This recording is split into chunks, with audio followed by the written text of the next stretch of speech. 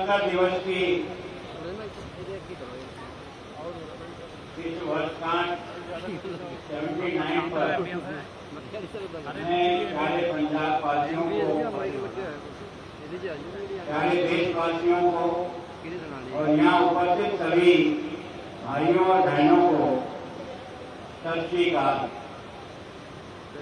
आज हम सभी देशवासी अपनी आज़ादी की 79वीं वर्षगांठ बड़े गौरव, उत्साह और राष्ट्रभक्ति की भावना के साथ मना रहे हैं।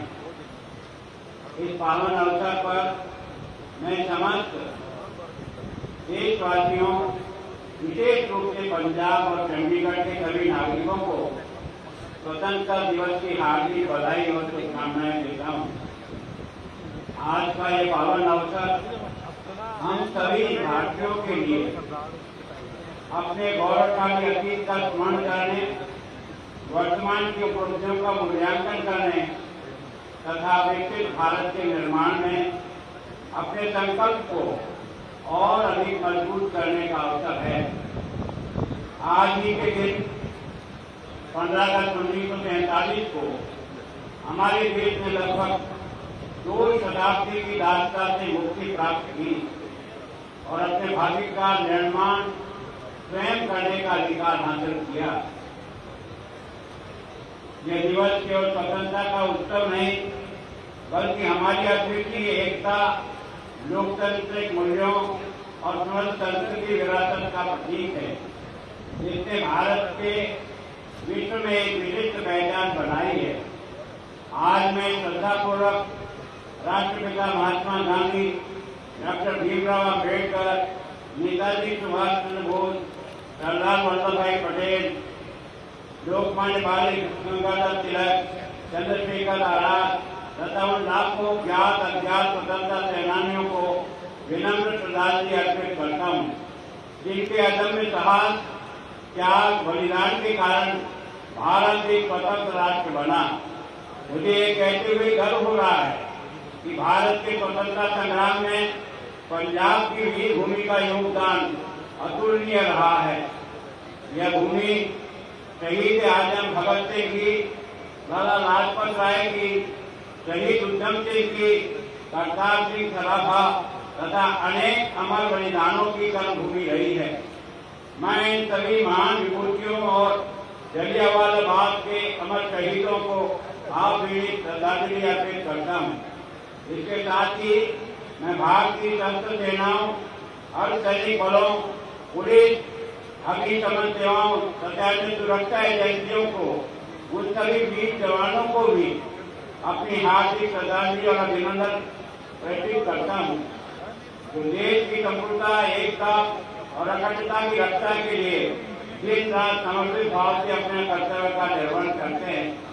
इस वर्ष देश वंदे मातरम 150 वर्ष पूरे होने का ऐतिहासिक उत्सव मना रहा है। विक्रम चंद्र चट्टोपाध्याय जी ने यह अमर रचना स्वतंत्रता संग्राम में देशभक्ति, साहस और एकता का मंत्र बनी। आज भी वंदे मातरम मातृभूमि के प्रति प्रेम और समर्पण की प्रेरणा देता हुए हमें राष्ट्र की एकता, अखंडता तथा इसके विकास, इस भारत के निर्माण के लिए संकल्पबद्ध करता है।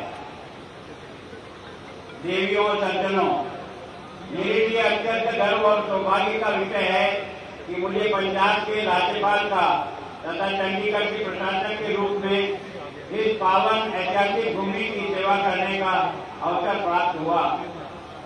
यह धरती है जहाँ श्री गुरु नानक देव जी ने कीरत करो, नाम जपो, वर्ण छपो के जरिए मानवता और सेवा का तथा पवन गुरु, वाणी पिता, माता धरती महंत के जरिए प्रकृति प्रेम का अमर संदेश दिया।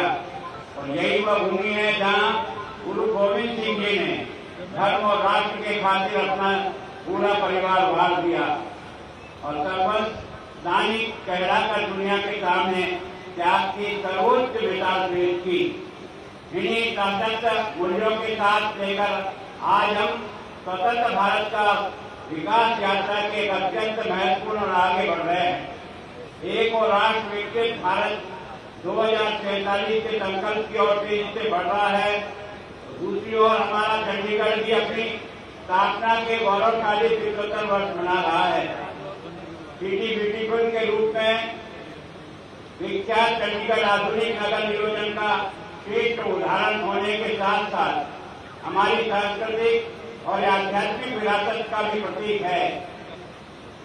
प्राचीन चंडी मस्जिद के अपना नाम पाने वाला यह शहर आधुनिकता और भारतीय परंपरा के सुंदर समन्वय का साकार करता है।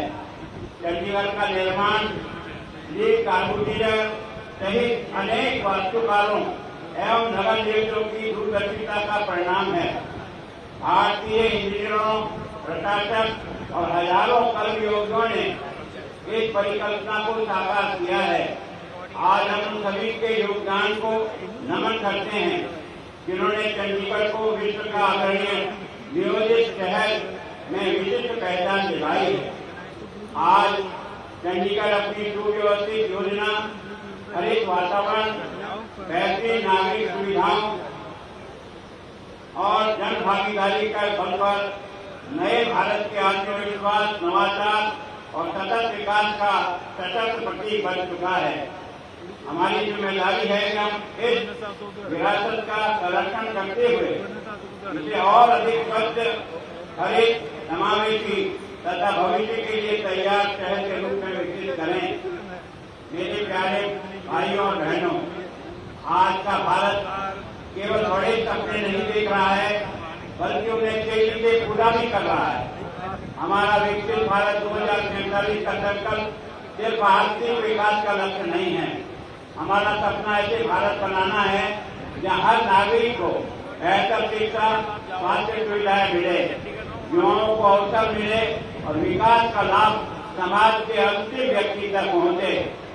मुझे ये बताते हुए अत्यंत प्रसन्नता है कि अभी हाल ही में माननीय श्री प्रधानमंत्री जी नरेंद्र मोदी जी ने चंडीगढ़ के विकास की नई गति देते हुए लगभग 4,700 करोड़ रुपए का विभिन्न परियोजना का लोकार्पण और शिलान्यास किया। इसके अंतर्गत पीजीआई में एडवांस मैटरनल और चाइल्ड सेंटर, एडवांस यूरोलॉजी का सेंटर राज्य को समर्पित किया तथा एक नया क्रिटिकल केयर ब्लॉक भी आधारशिला रखी है। यातायात और शहरी संपर्क को निर्बाध बनाने की दृष्टि से ITCT पुरानी ग्रीनफील्ड हाईवे का लोकार्पण तथा अम्बाला चंडीगढ़ ग्रीनफील्ड हाईवे के जुड़े मार्ग का शिलान्यास किया है। इन सब मार्गों के शुरू होने से पंजाब और हिमाचल प्रदेश जाने वाले यात्रियों को चंडीगढ़ और जीरकपुर में भारी ट्रैफिक की मुक्ति मिलेगी, उनकी यात्रा सुगम होगी। वहीं उच्च शिक्षा को बढ़ावा देने की दिशा में पंजाब इंजीनियरिंग कॉलेज की नई छात्रावास एवं आधुनिक मेन भवन का लोकार्पण तथा रिसर्च छात्रावास का शिलान्यास किया है। इसके अलावा सेक्टर 46 पे राजकीय महाविद्यालय के नए छात्रावास का भी लोकार्पण किया है। साथ ही धनास में पुलिस कर्मियों के लिए आधुनिक सुविधा को सुसज्जित करने के लिए 240 आवास भी समर्पित किए हैं, ताकि पुलिस बल और उनके परिवारों का जीवन अधिक सुविधाजनक और सुरक्षित बन सके। कानून व्यवस्था की बात करें तो इस क्षेत्र में चंडीगढ़ नए आपराधिक कानून को प्रभावी क्रियान्वित का राष्ट्रीय मॉडल बनकर उभरा है। पहली बार पुलिस, फोरेंसिक विज्ञान, अभियोजन, न्यायालय और कारागारों की आपराधिक न्याय प्रणाली में 5 स्तंभों को न्याय सेतु डिजिटल प्लेटफॉर्म से जोड़ा गया है। इससे रियल टाइम सूचना आदान प्रदान, बेहतर समन्वय, पारदर्शिता और त्वरित न्याय की प्रक्रिया को मजबूती मिली है।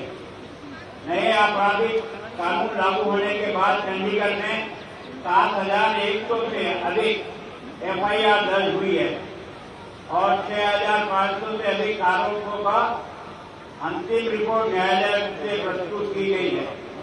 निपटाए गए 435 मामलों में 382 382 2 सूची हुई है, जिससे 2 सूची का प्रतिशत लगभग 88% है, जो देश में सर्वाधिक है। 2 सूची की लगने वाला औसत समय में जो 300 दिन से घट करके 2 दिन रह गया, उससे भी इससे हमारी जनता को बहुत लाभ मिला है। चंडीगढ़ प्रशासन शिक्षा, कौशल विकास, मानव संसाधन के सशक्तिकरण में सर्वोच्च प्राथमिकता दे रहा है। अर्थ का विषय है कि चंडीगढ़ साक्षरता की दर 93.7% से बढ़कर 99.93% हो गई है। विशेष रूप से महिलाओं की साक्षरता दर 90 से बढ़कर के 99% होना महिला सशक्तिकरण की दिशा में एक ऐतिहासिक उपलब्धि है। मुझे बताते हुए खुशी हो रही है कि विद्यालय शिक्षा के क्षेत्र में चंडीगढ़ शिक्षा मंत्रालय परफॉर्मेंस रेटिंग इंडेक्स में वर्ष 2021-22 से लेकर 25-26 तक लगातार 5 साल में देश में प्रथम स्थान प्राप्त करने वाला एकमात्र स्थान रहा है, जो गौरव चंडीगढ़ को प्राप्त हुआ है। चंडीगढ़ का अभी सर्वोच्चतम ग्रेड 3 प्राप्त होने का भी ये देश में पहला स्थान है, जिसे उपलब्धि मिली है। सरकारी विद्यालयों का 10वीं का परसेंटेज जो पिछली बार हमारे 81 था, अब 88 है। इसके अतिरिक्त इस बार हमारे 35 स्कूलों ने 10th की परीक्षा में 100% रिजल्ट देकर के एक अपना पायदान जो है प्राप्त किया, उसके लिए धन्यवाद। मैं आपको बताना चाहता हूं कि अभी इस महादशमी में वापस परीक्षा की जांच के लिए जब बच्चों ने भरा था, उसके कारण से 100% रिजल्ट के लिए हमारे चंडीगढ़ के 35 विद्यालयों के प्रधानाचार्य को हमने सम्मानित किया है। और मैं सोचता हूं कि ये जो 100% अंक प्राप्त करने वाले विद्यार्थी है और संस्थाएं हैं, उनको सम्मानित किया है। तकनीकी शिक्षा की गुणवत्ता में कई ऊंचाइयों तक पहुंचाने हुए गवर्नमेंट पॉलिटेक्निक और वुमन सेंटर 10 के राष्ट्रीय स्तर पर बेहतरीन प्रदर्शन करते हुए क्वालिटी काउंसिल ऑफ इंडिया की ग्रेड A मान्यता प्राप्त हुई है। मुझे अत्यंत गर्व है कि इंडिया स्किल नेशनल कॉम्पिटिशन 2025-26 में चंडीगढ़ की प्रतियोगिता में 1 स्वर्ण 1 रजत तथा 3 कांस्य पदक प्राप्त हुए हैं। सहित 5 राष्ट्रीय सम्मान प्राप्त करने का चंडीगढ़ को अवसर मिला है। शिक्षा की उत्कृष्टता के लिए विख्यात चंडीगढ़ अब खेलों के क्षेत्र में भी नई पहचान बना रहा है। राष्ट्रीय और अंतर्राष्ट्रीय आयोजन के सबक मेजबानी खिलाड़ियों की उपलब्धियों और खेल संरचना को निरंतर विकास और शहर तक उभरते खेल केंद्रों के रूप में विकसित हो रहा है। मुझे विशेष प्रसन्नता है कि मार्च 2026 में हमने आयोजित पहली चंडीगढ़ इंटरनेशनल मैराथन में लगभग 3,500 धावकों ने भाग लिया। इसमें 8 देशों के 38 अंतर्राष्ट्रीय धावक और 21 दिव्यांग प्रतियोगी शामिल हुए तथा 1 करोड़ से अधिक का पुरस्कार राशि हमने उनको वितरण की। यह भी गर्व का विषय है कि चंडीगढ़ वर्ष 2027 में एशियन रिले चैंपियनशिप की मेजबानी मई महीने में हमें प्राप्त हुई है। इसी के साथ स्केटिंग में भी हमको नवंबर में एशियन चैंपियनशिप की जो है ना मेजबानी करने का अवसर मिला है। मैं सोचता हूँ इससे हमारी प्रतिभाएं बढ़ेगी। नई चंडीगढ़ ग्रेड सिटी के अंतर्गत खिलाड़ियों की छात्रवृत्ति राशि 5,000 रुपये से बढ़ाकर 48,000 रुपया कर दी है। मार्च 2026 में 643 खिलाड़ियों को कुल हमने 2 करोड़ 56 लाख रुपए की छात्रवृत्ति प्रदान की गई है। पिछले 2 वर्षों में खिलाड़ियों से जीते गए पदकों की संख्या 297 से बढ़कर 488 हो गई है। इस अवधि में हमने लगभग 32 करोड़ रुपए का एक दर्जे छात्रवृत्ति और अवार्ड दिए गए हैं। मैं सोचता हूँ ये पुरस्कार राशि उन बच्चों को खेल की रुचि पैदा करेगा। चंडीगढ़ के सभी सरकारी विद्यालयों में ओलंपिक एजुकेशन प्रोग्राम के प्रभावी क्रियान्वयन में हम लगभग 108 विद्यालयों में ये सुविधाएं जुटा रहे हैं। चंडीगढ़ में स्वास्थ्य सेवाओं के विस्तार में मणिमाजरा उप जिला अस्पताल लगभग 82 करोड़ की लागत से 50 बेड का आधुनिक क्रिटिकल केयर अस्पताल स्थापित किया जाएगा। सेक्टर 28 में लगभग 21 करोड़ की लागत से Ayush health and wellness centre का प्रशासनिक भवन के निर्माण की भी मंजूरी दी गई है। टीकाकरण, सुरक्षा, निगरानी और वैक्सीन कार्य के लिए भारत सरकार ने चंडीगढ़ को एक्सीलेंट परफॉर्मेंस स्टेट के रूप में सम्मानित किया है। कामकाजी नागरिकों की सुविधा के लिए DMHS 16 और मणिमाजरा जिला अस्पताल में सायंकालीन ओपीडी सेवाएं शुरू की गई है। DMHS 16 में 80 वर्ष से अधिक आयु के वरिष्ठ नागरिकों के लिए घर जाकर वृद्धों की स्वास्थ्य की देखभाल करने की जिम्मेदारी भी हम लोगों ने अपने हाथ में ली है। मैं सोचता हूँ कि जून 2026 में लागू हॉस्पिटल प्रणाली में स्वास्थ्य सेवाओं को तेज, कागज रहित और अधिक सुविधाजनक बनाया है। गवर्नमेंट मेडिकल कॉलेज एवं अस्पताल सेक्टर 32 को इंडिया टुडे 2026 की रैंकिंग में देश में चिकित्सक महाविद्यालयों में 15वां स्थान देश में प्राप्त हुआ है। शैक्षणिक सत्र 26-27 में MBBS की वार्षिक प्रवेश क्षमता 150 से बढ़ाकर हमारी 200 हुई है और इसके साथ ही PGI में भी 2 सीटें हमको MBBS की और मिली है। तो यहाँ का जो चिकित्सा का ढांचा है वो प्रधानमंत्री जी के सहयोग से और मजबूत हुआ है। मार्च 2026 में दक्षिण परिषद सेक्टर 48 में पुनः पूर्ण रूप से क्रियाशील और माध्यमिक स्वास्थ्य केंद्र बनाया गया है। एलोपैथी के साथ साथ आयुर्वेद, होम्योपैथी और योग को जोड़कर समग्र चिकित्सा व्यवस्था की है। भारत की ब्रिक्स 2026 की अध्यक्षता के अंतर्गत जुलाई 2028 में चंडीगढ़ में पारस्परिक, पूरक और एकीकृत चिकित्सा का ब्रिक्स देशों के महत्वपूर्ण बैठक को सफल मेजबानी की है। इसी शहरी योजना के क्षेत्र में भारत को रेगुलेशन 1 एवं 2 पहल के तहत चंडीगढ़ मास्टर प्लान 2031 में संशोधन के प्रस्तावित है। इनका उद्देश्य नियमों को सरल बनाना, अनुपालना का बोझ घटाना, सीमित भूमि का बेहतर उपयोग करना और नियोजित और सतत विकास को गति देना है। मुझे यह बताते हुए अत्यंत प्रसन्नता है कि नागरिकों को ट्रैफिक जाम से स्थायी राहत दिलाने के लिए अम्बाला चंडीगढ़ रेलखंड में बरकाना देवल क्रॉसिंग पर लगभग 12 करोड़ 80 लाख रुपये से लागत से रोड अंडरब्रिज का कार्य शुरू हो गया है। परिवहन क्षेत्र की बात करें तो प्रधानमंत्री ई-बस सेवा योजना के तहत अभी हमको नई 25 बसें जुड़ने के साथ इलेक्ट्रिक बसों की संख्या हमारी 100 हो गई है।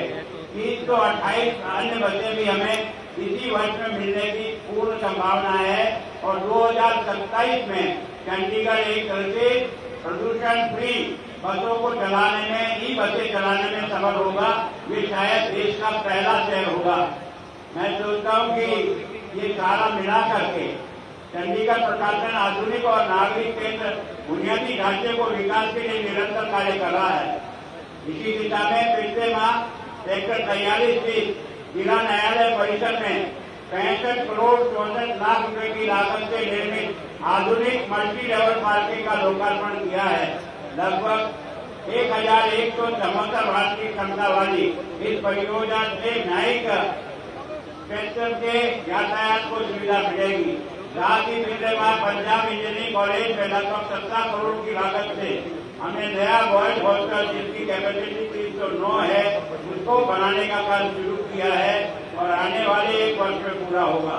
खेल अवसंरचना को मजबूत करने के लिए लेक स्पोर्ट्स कॉम्प्लेक्स के स्विमिंग पूल के सेक्टर 39 से आधुनिक और बेहतर स्विमिंग पूल के भी अपग्रेड किया है, जहां वर्ष भर प्रशिक्षण और राष्ट्रीय अंतर्राष्ट्रीय प्रतियोगिता का आयोजन हो सकेगा। इसके अलावा जनवरी 2026 में IT पार्क और होली जागरण में आधुनिक पुलिस थानों की आधारशिला रखी है। ग्रीन बिल्डिंग अवधारणा और नागरिक एथिक पुलिसिंग के आधारित ये थाने कानून, आपातकालीन प्रक्रिया और सामूहिक पुलिसिंग की मजबूत करेंगे। ऊर्जा क्षेत्र में उत्तम प्रयासों के लिए चंडीगढ़ को राष्ट्रीय ऊर्जा संरक्षण पुरस्कार 2025 प्रदान किया गया है। यह सम्मान पर्यावरण संरक्षण और सतत विकास के प्रति हमारी प्रतिबद्धता को दिखाती है। सामाजिक कल्याण के क्षेत्र में 152 आंगनबाड़ी केंद्रों को सक्षम आंगनबाड़ी के रूप में हमने विकसित किया है। इसमें 40 जो है वो मॉडल आंगनबाड़ियां हम बनाने का इस बार पूरा प्रयत्न कर रहे हैं। डिजिटल शिक्षण, बाल अनुकूल कक्षाएं, पोषण तथा प्रारंभिक बाल्यावस्था देखभाल की शिक्षा के समाधान उपलब्ध है। इसी क्रम में वंचित बस्तियों में बच्चों तक शिक्षा पहुंचाने के लिए 2026 में पाठशाला रथ शुरू किया है। वर्तमान में इससे लगभग 48 बच्चों को अनौपचारिक शिक्षा दे रहे हैं। नशा मुक्त भारत अभियान के अंतर्गत चंडीगढ़ में जन जागरूकता को व्यापक आंदोलन बनाया है। 1450 गतिविधियों के माध्यम से 10 लाख से अधिक नागरिकों तक पहुंच बनाई है। स्कूल और कॉलेज में काफी 204 अगेंस्ट ड्रग्स क्लब को के युवाओं को नशा मुक्त और सकारात्मक जीवन के लिए प्रेरित किया है। इसके अलावा युवाओं को नशे से दूर रहने के लिए बल्ला घुमाओ नशा भगाओ के नारे के साथ गली क्रिकेट का भी नियमित आयोजन हो रहा है। दिव्यांग जनों के सशक्तिकरण हेतु ADIP योजना के अंतर्गत जयपुर फूड के सहयोग से आयोजित शिविर में सहायक उपकरण से 57 प्रतिमांग प्रदान किए गए हैं। दृष्टिबाधित नागरिकों को आधुनिक तकनीक के माध्यम से ज्ञान और सूचना की सुगम पहुंच देने के लिए आधुनिक नेत्र डिजिटल लाइब्रेरी की स्थापना की है। मुझे ये बताते हुए अत्यंत प्रसन्नता है कि चंडीगढ़ के वरिष्ठ समाज सेवी एवं पूर्व पुलिस महानिरीक्षक श्री इंद्रजीत सिंह सिंधु को स्वच्छता और निस्वार्थ सामाजिक सेवा के आजीवन योगदान के लिए पद्मश्री से सम्मानित किया गया है। ये चंडीगढ़ का गौरव है। मेरे प्यारे चंडीगढ़ वासियों, मार्च 2026 में 4 वर्ष के अंतराल के बाद सुखना लेक पर आयोजित भारतीय वायुसेना की सूर्य किरण एयर शो चंडीगढ़ के पर्यटन को नई पहचान दिलाई है। पर्यटकों को स्वच्छ, किफायती और घरेलू आवास उपलब्ध कराने के लिए चंडीगढ़ प्रशासन ने बेड एंड ब्रेकफास्ट नीति लागू की है। इससे पात्र संपत्ति मालिकों के अधिक आय का अवसर मिलेगा। भाइयों और बहनों, ये भी हर्ष का विषय है कि भारत सरकार ने मेक इन इंडिया के पायलट चरण में चंडीगढ़ का चयन किया है। इस पहल के माध्यम से नागरिक शहर के प्राकृतिक सुंदरता, स्थापत्य विरासत, सांस्कृतिक विविधता, अनदेखे आकर्षणों को दुनिया के सामने प्रस्तुत कर पुरस्कार प्राप्त करेंगे। मुझे बताते हुए अत्यंत गर्व है कि हाल ही में यूरोप में चंडीगढ़ के ऐतिहासिक धरोहर और हेरिटेज फर्नीचर की नीलामी की सूचना मिलते ही हमने तुरंत कार्रवाई की। भारत सरकार के विदेश मंत्रालय और संबंधित दूतावासों के सहयोग से चंडीगढ़ प्रशासन ने जून 2026 में पेरिस में और जुलाई 2026 में बार्लिलोन में होने वाले इन नीलामियों को सफलतापूर्वक उठवाया है। यह उपलब्धि हमारी अमूल्य विरासत, ऐतिहासिक गरिमा और वैश्विक पहचान की रक्षा के प्रति हमारी अटूट निष्ठा है। देवियों और सज्जनों, मुझे विशेष प्रसन्नता है कि प्रधानमंत्री गरीब कल्याण योजना पात्र लाभार्थियों को सहायता पहुंचाने के लिए सेंट्रल बैंक डिजिटल करेंसी का कल सफल उपयोग किया जाना प्रारंभ देश में ये पहला अवसर है जो चंडीगढ़ को मिला है। इसके लिए भी आपको बहुत बहुत बधाई। इसके अतिरिक्त भूमि प्रबंध के क्षेत्र में चंडीगढ़ देश एकमात्र केंद्र शासित प्रदेश है जिसे एक लैंड टेक पायलट प्रोजेक्ट के लिए चुना गया है। नक्शा पायलट प्रोग्राम और लैंड टेक पायलट प्रोजेक्ट के माध्यम से भूमि अभिलेखों को डिजिटलीकरण का, भू सूचनाओं का एकीकरण किया जा रहा है। इन पहलों से संपत्ति की सेवाएं अधिक पारदर्शी और नागरिक अनुकूल होगी तथा भूमि विवादों पर एक रोक लगेगी।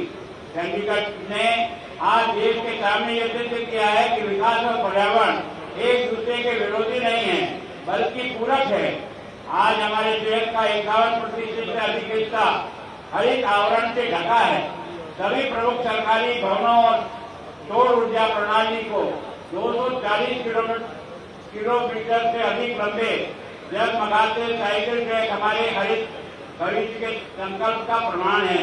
मुझे बताते गर्व है कि ग्रीन चंडीगढ़ एक्शन प्लान के तहत हमने पिछले वर्ष 5,74,000 के लक्ष्य को पार करते हुए 6,64,000 पौधे लगाए हैं। इस वर्ष वन महोत्सव के पहले ही दिन शहरवासियों के सहयोग से 72,000 पौधे लगा करके हमने इसका शुभारंभ किया है और लगभग हमारा 4 लाख का लक्ष्य है। पर्यावरण का प्रधानमंत्री नरेंद्र मोदी जी ने ईंधन संरक्षण के आह्वान के अनुसार नो व्हीकल वेडनेसडे अभियान के माध्यम से मेरे से चंडीगढ़ प्रशासन के अधिकारी सामाजिक परिवहन ई वाहन कारपूलिंग साइकिल तथा पैदल आवागमन से प्रोत्साहित कर रहे हैं। मई 2026 में लड्डू मार्चा से डंपिंग साइट का वैज्ञानिक निष्पादन का चंडीगढ़ के डंप साइट भी घोषित किया है, जो स्वच्छ एवं सतत शहरी विकास की दिशा में एक ऐतिहासिक उपलब्धि है। इस स्थल के पुनर्विकास हेतु पटियाला का लाभ कृषि से प्राप्त मिट्टी का उपयोग करते हुए वन महोत्सव के दौरान लड्डू मार्च में लगभग 7,000 बांस तथा अन्य प्रकार की प्रजातियों के पौधे लगाए। मुझे बताते हुए प्रसन्नता है कि 2026 में सेक्टर 30 के श्रम कार्यालय में लीगल एंड क्लिनिक स्थापित किया है। यहाँ जरूरतमंद एवं पीड़ित श्रमिकों से आम नागरिकों को कानूनी विशेष और कल्याणकारी योजनाओं का संबंधित निःशुल्क परामर्श सुविधाएं विधिक सहायता का मार्गदर्शन उपलब्ध कराया जाएगा। साथ ही चंडीगढ़ भवन और निर्माण का कल्याण बोर्ड की पंजीकृत श्रमिकों के बच्चों को शैक्षिक सहायता में वृद्धि की है। कक्षा 10, 11 और 12 में 85% से अधिक अंक प्राप्त करने वाले विद्यार्थियों के लिए 1 लाख से 2 लाख रुपया तक के प्रोत्साहन पुरस्कार की ये नई योजना शुरू की है।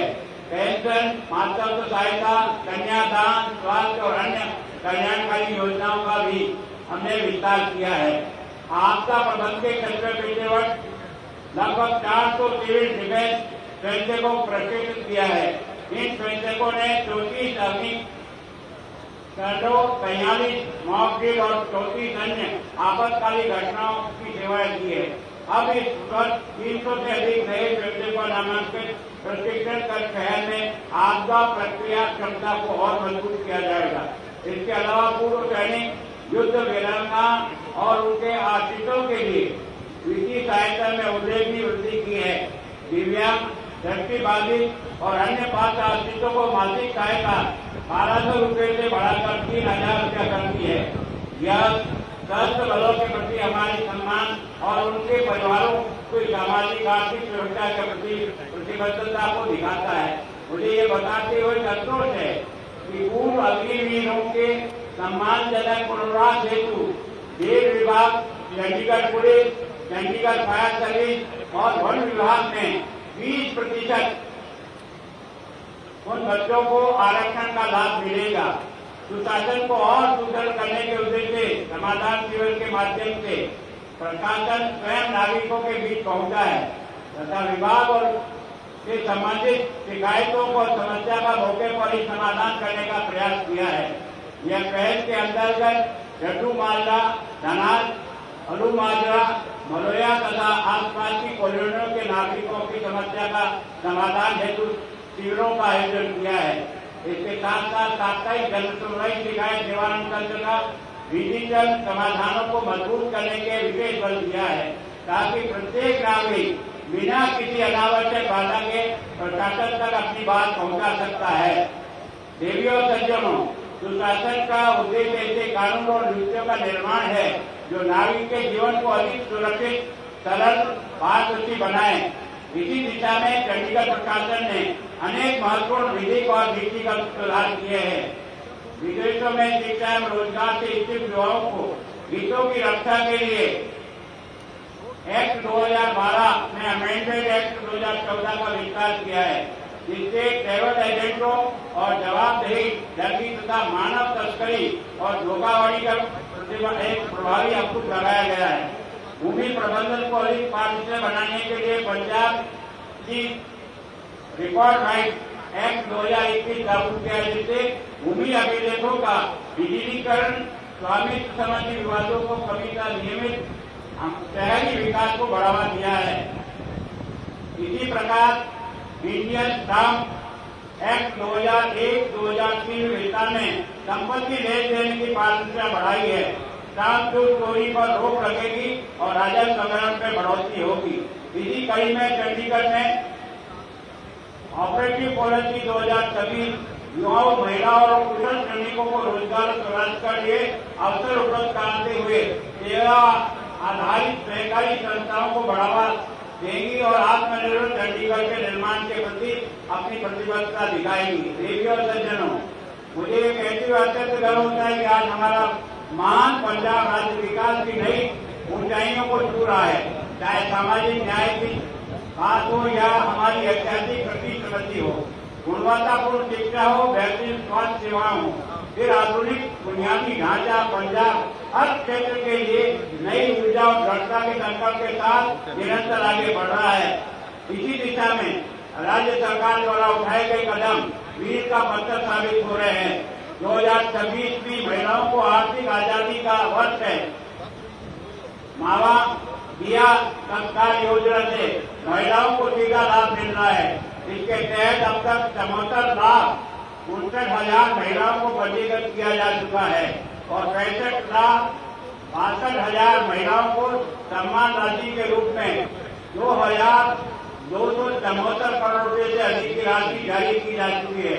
इसके साथ ही पंजाब में 40 लाख जरूरतमंद परिवारों के लिए मेरी रसोई योजना शुरू की गई है, जिसके तहत उन्हें गेहूं के साथ साथ दाल, चीनी, चमक, हल्दी और सरसों के तेल की राशन की जा रहे हैं। युवाओं को उज्जवल भविष्य और रोजगार के लिए राज्य ने 69,000 से अधिक नौकरियां दी है। वे सभी नियुक्तियां पूरी पारदर्शिता के साथ बच्चों को उपलब्ध हुई है। आज शिक्षा के क्षेत्र में पंजाब नित नए आयाम स्थापित कर रहा है। शिक्षा के क्षेत्र में पंजाब अब केरल को पीछे छोड़कर पहले स्थान पर पहुंच गया है। वर्ष 2026 में सरकारी स्कूलों में 862 बच्चों को नीट, 351 बच्चों को जेईई मैथ और 64 बच्चों को जेईई एडवांस की कठिन परीक्षाएं पास की है। स्वास्थ्य के मोर्चे पर आज पंजाब का हर परिवार मुफ्त स्वास्थ्य सेवाएं प्राप्त कर रहा है। मुख्यमंत्री सेहत योजना के तहत अब तक 2,91,000 मरीज 1,044 करोड़ रुपए का कैशलेस इलाज करा चुके हैं। राज्य भर में 1,090 आम आदमी क्लिनिक अपनी शानदार सेवाएं दे रहे हैं।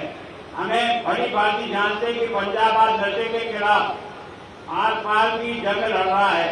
पंजाब सरकार ने युद्ध नशा विरुद्ध के अभियान के तहत 70,000 से अधिक नशा तस्करों को देश की सलाखों में बंद किया है।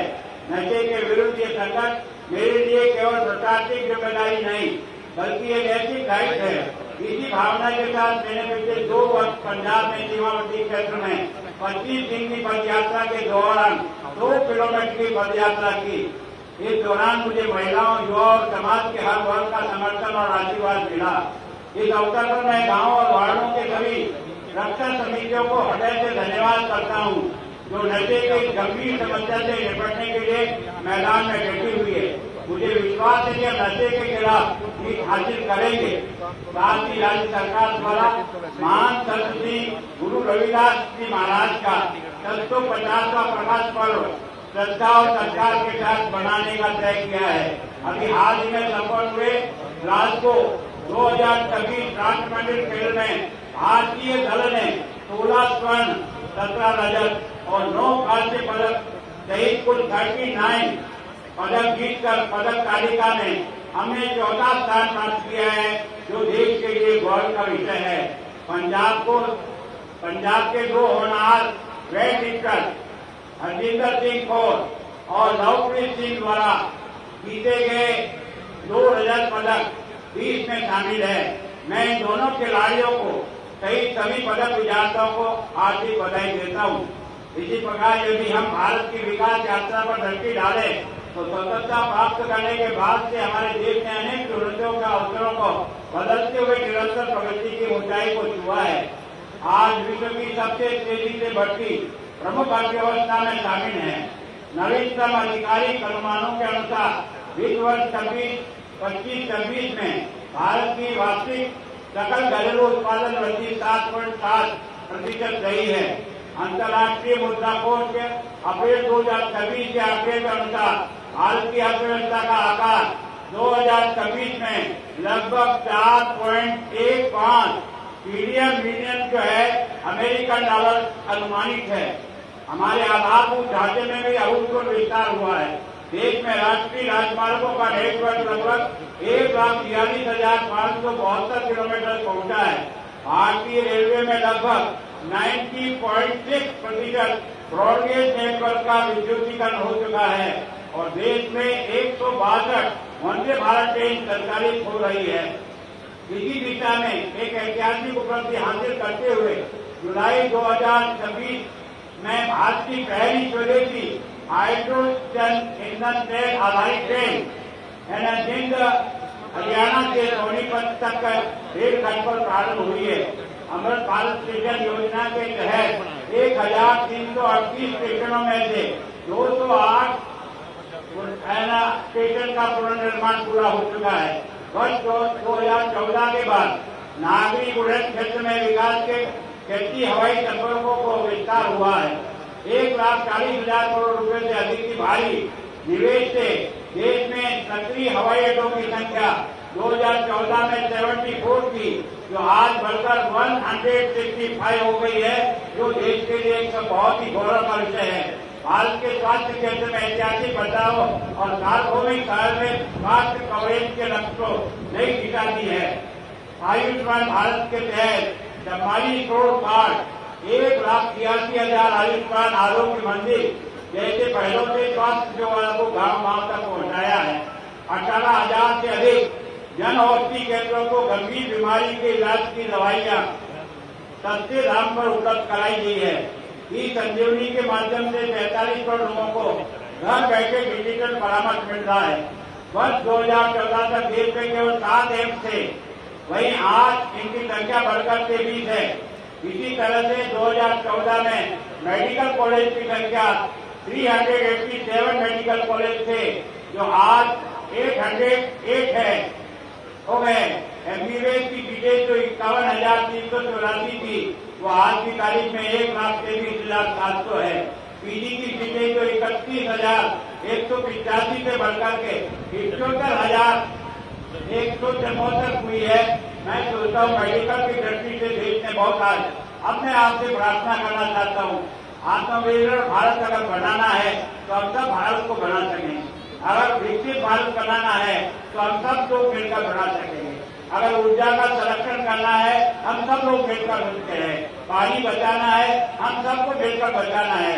प्रदूषण कम करना है हम सबको मिलकर के काम करना है। और मैं सोचता हूँ हमारे आज के नौजवानों की आवश्यकता के अनुसार हम कोशिश करें कि उनके सिलेबस उसी प्रकार से बने ताकि उनको एक तरह से काम के साथ जोड़ सकें और उन सारे लोगों को हम किसी तरह से विकास की गंगा के साथ जोड़ सकें।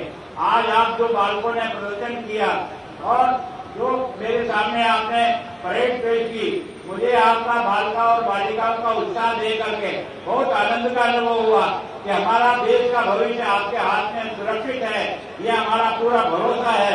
आप कोशिश करें हम अधिक से अधिक देश के लिए उपयोगी कैसे हो सके और देश के लिए काम कैसे कर सके। धन्यवाद। जय भारत।